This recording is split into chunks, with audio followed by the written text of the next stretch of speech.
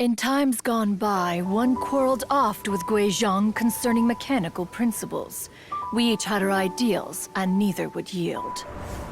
Under the pretext of a social gathering, one invited the impartial Rex Lapis to judge the quality of our creations.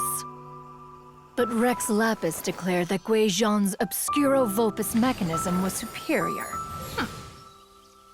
Though one was too proud to acknowledge it, in one's heart, one knew that Guizong was indeed the superior talent in the mechanical arts. As for the story between Guizong and Streetward Rambler, that begins with a certain bell.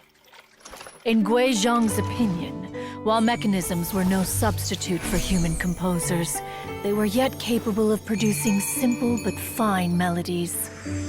But Streetward Rambler believed music to be an expression of the soul, an emotional enterprise that could never hope to be replicated by machinery. They argued endlessly, until one asked Rex Lapis to intercede. He confiscated the bell and designated it for ceremonial use. There often find them convening in the mountains, discussing music, mechanics, and all the affairs of the mortal world. But these good times were not to last. War broke out between the gods, and soon engulfed the Guili Plains. Guizong was overpowered by the enemy, and fell in battle.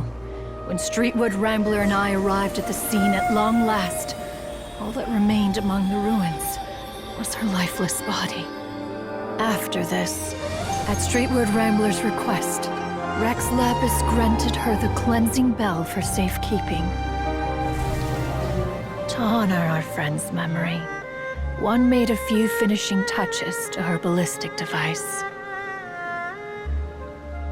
Many lantern rites have passed since then. Many greetings and goodbyes.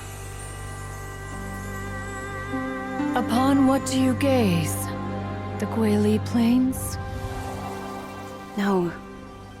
It's everything.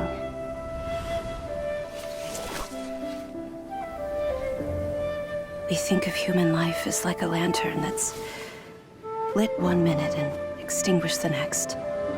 But are we Adepti so different? Perhaps as dust settles after a storm, we too must one day return to the world below.